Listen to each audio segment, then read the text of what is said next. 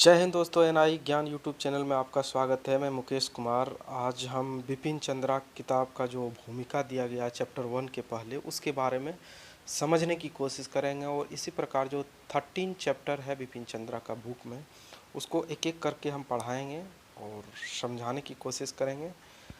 तो चलिए शुरू करते हैं। तो सबसे पहले पढ़ने से पहले एक चीज़ जान लें कि उस टाइम में भारत में मुग़लों का दबदबा था, वर्चस्व था।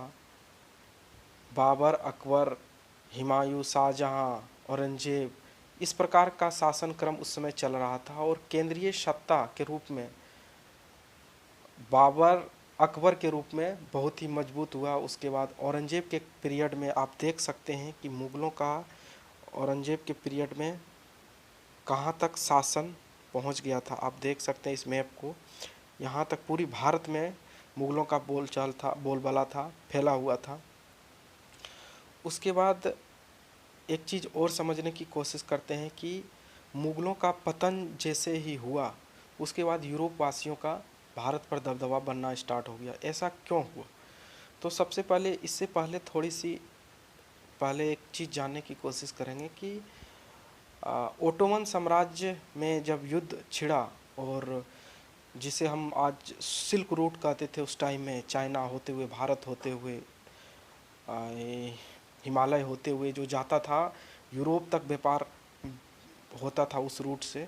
वो जब रूट बंद हो गया बीच में, ईरान, अरब, ये कंट्री में, तुर्की, इसमें व्यापार होना बंद हो गया।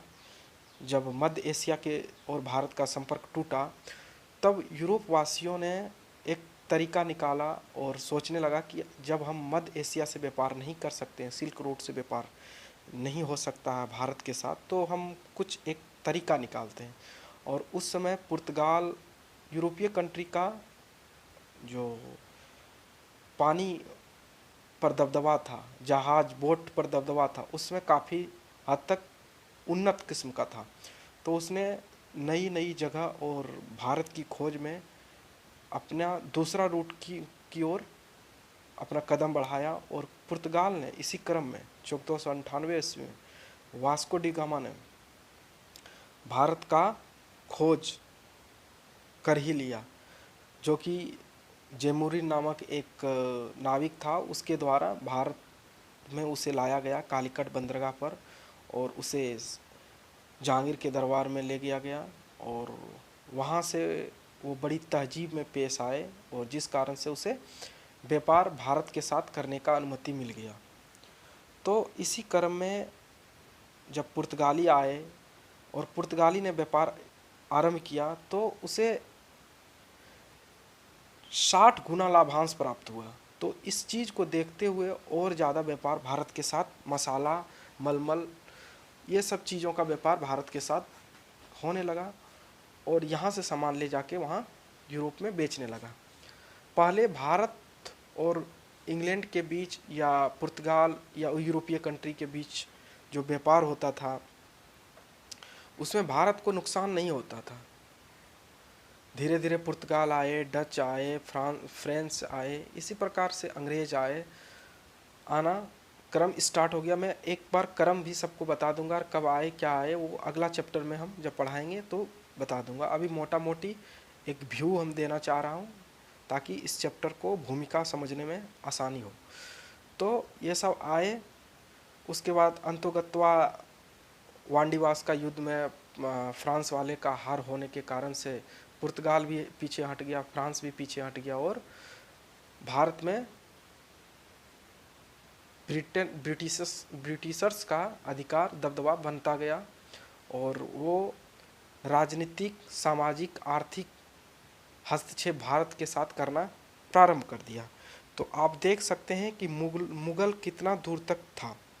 तो जैसे ही मुगलों का पतन स्टार्ट हुआ, मुगलों का पतन स्टार्ट क्यों हुआ?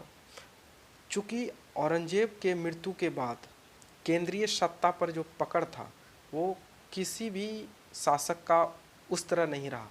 जितने भी शासक वर्ग आए, सब अयोग्य सिद्ध हुए, और जिस कारण से केंद्रीय सत्ता का धीरे धीरे टूटना प्रारंभ हो गया, और सामंत वर्ग, कुलीन वर्ग, राजवाड़े ये सब अपने आप में विद्रोह कर दिए और केंद्रीय सत्ता की बात मानने से इनकार कर दिए।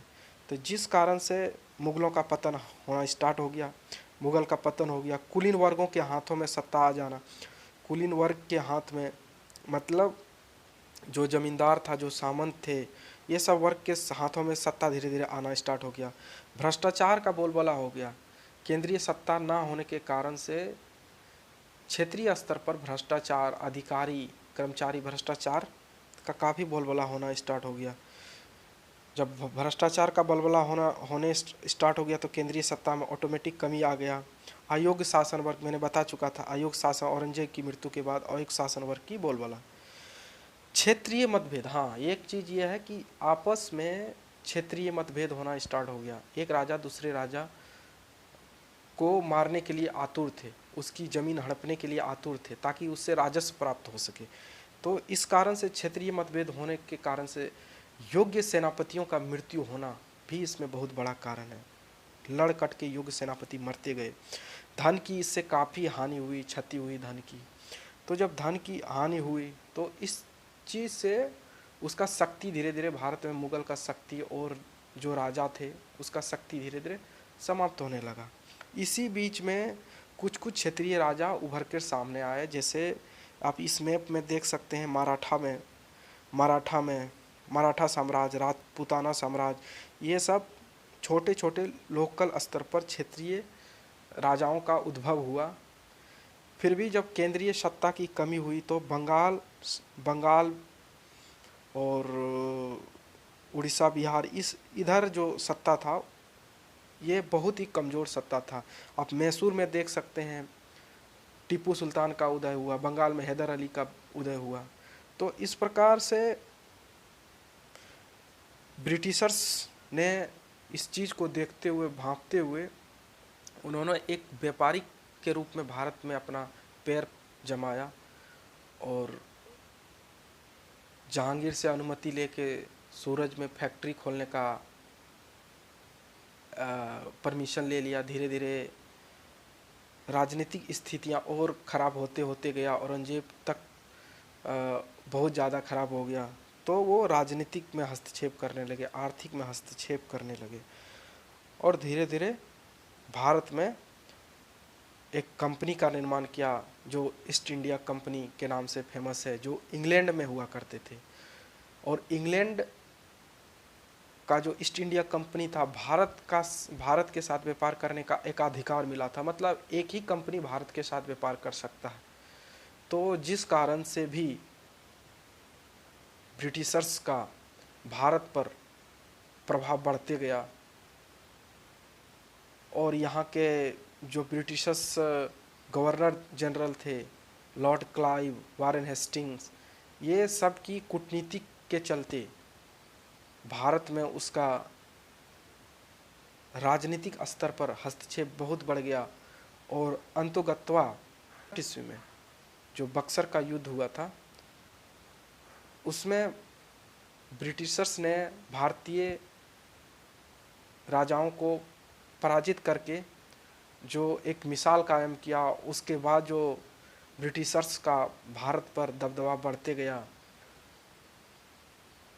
और धीरे धीरे वो भारत को अपने कब्जा में लेना स्टार्ट किया। तो ये एक तरह का भूमिका था। अब हम अगला चैप्टर जो बिपिन चंद्रा का है, 18वीं सदी में भारत में राज्य और समाज, उसको पढ़ाएंगे नेक्स्ट वीडियो में। तो इसी प्रकार से इस चैनल को सब्सक्राइब कर लीजिए, देखते रहिए चैनल को। फिर मिलते हैं अगले क्लास में। Thank you.